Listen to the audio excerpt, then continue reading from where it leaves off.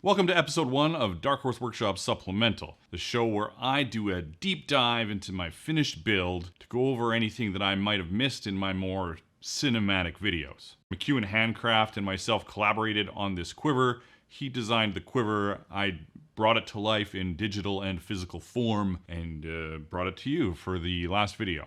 This quiver is a 6-ounce chrome tan and vegetan mix. Chrome tan is because if I don't have to dye something, I avoid it. So anything that I'm not carving is definitely going to be chrome tan. Then we've got our nice little upper layers, and so I can carve it, and that's vegetable tan. The welt, which is the spacer to make sure that your arrows stay snug but are still able to be pulled out. There's a welt here, as well as around the edge here, is 12 to 15 ounces, or 4.5 to 6.4 millimeters, if that's your measuring system. You can certainly double up that leather.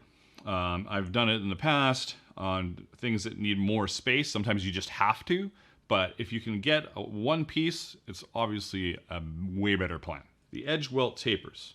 So this is one solid piece in the middle of this. It goes down along here, it comes up here, comes around this edge, and meets up here.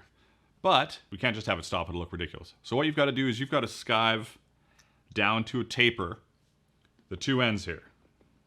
You can definitely see right around here where it ends, right? We've got this big wide piece here, and it goes up to about here and starts to taper. We've just skived down the flesh side, and we skive it almost to flat, but not quite. And then when it's cinched here, you can see where there's still a bit of a change. Cinch it up with your stitches. Obviously, this is just one squared off piece of 12-ounce leather. It's not skived at all. These are the only parts that's skived. Same with this. This does not need to be skived because we're just worried about how nice the edges look when we cinch everything together. All these holes are 1mm, 3/64, 000 holes. I must admit, my harness needle knowledge is not exactly upper echelon. I use whatever is the smallest that I can get the thread through. So it's probably a harness needle size 2 or 3. If you've purchased this pattern and you're just diving right in, you may make this little mistake here. So I've got some over stitches here, right here on this edge. So make sure you're not starting this hole and this hole together, that you know that there is a little loop around the edge. And the same goes for this side, right here. Just to make sure those edges don't flare up and have the chance of pull away and tugging on the stitches more. We could also do that same technique right here.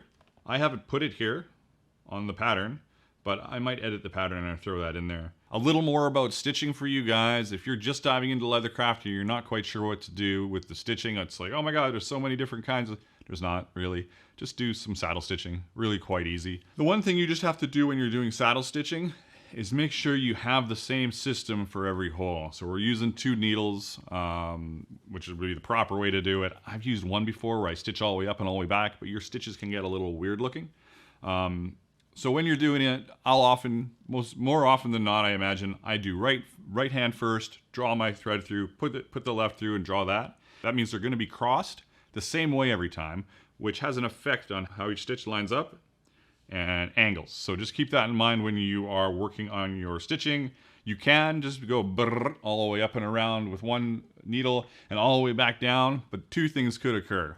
You can get on weird sides of the thread and your stitches can start to be like random, or you can go right through the thread, which is a whole other pain in the butt, which I'm sure a bunch of you have done already and are learning from your mistakes just like me, or not learning from your mistakes just like me. Though this pattern is done digitally in Adobe Illustrator, so the welt and the front and the back and the carved pieces all line up perfectly. They're exactly the same size in the pattern. When you cut it, it's not going to be exactly the same size. Just isn't going to happen. So what can you do about that? When you've stitched it all together, that's when you might want to sand it, or have to sand it, depending on how well your cuts were.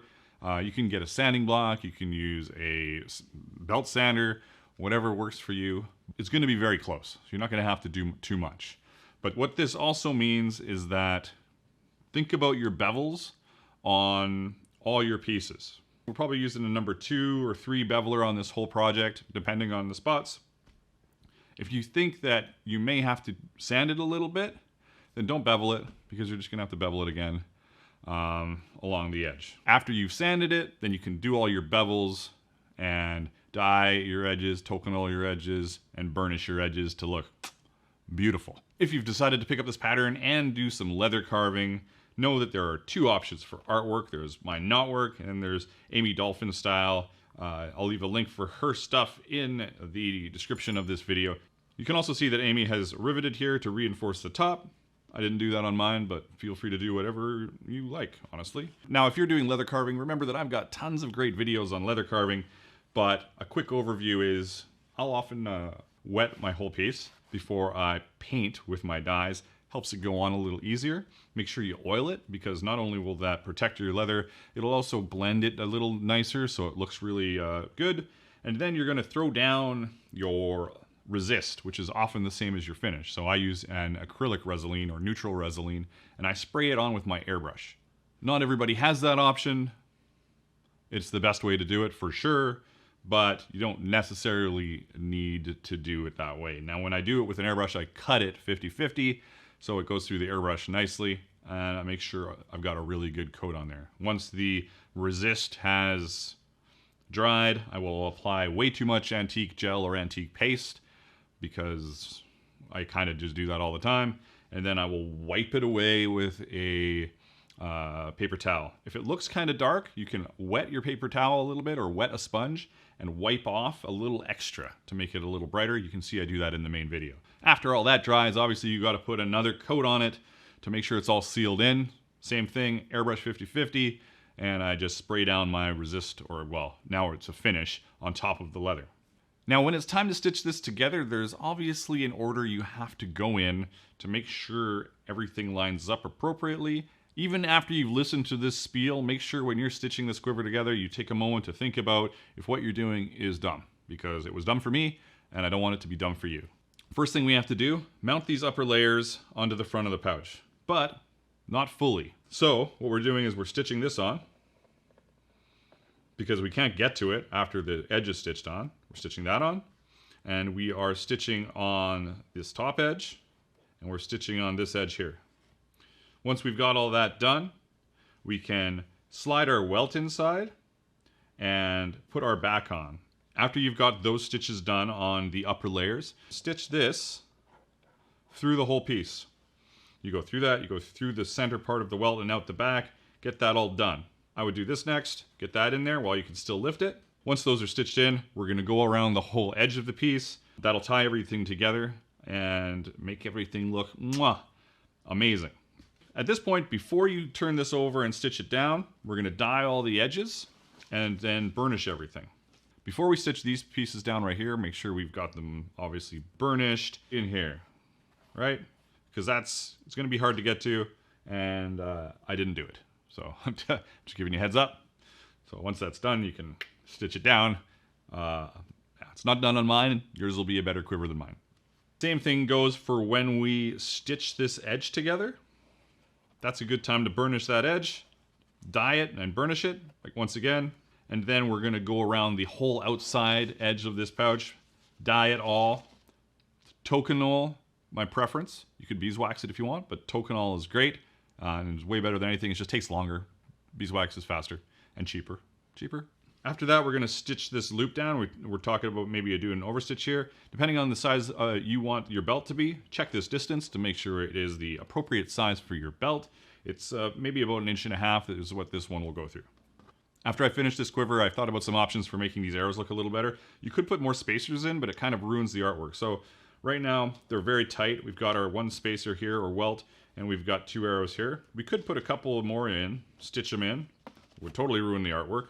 But then you could have a slot for every single arrow, and it would look pretty cool. Oh, now that I think about it, one thing you could do, now that we're on this tangent, you could cut pieces that are long enough to bridge a couple holes and a couple holes down here, and then you could stitch through it at the top, and you could stitch through it at the bottom, and it would protect the art. Incredible, we've just figured it all out. Thank you for the ideas and the support.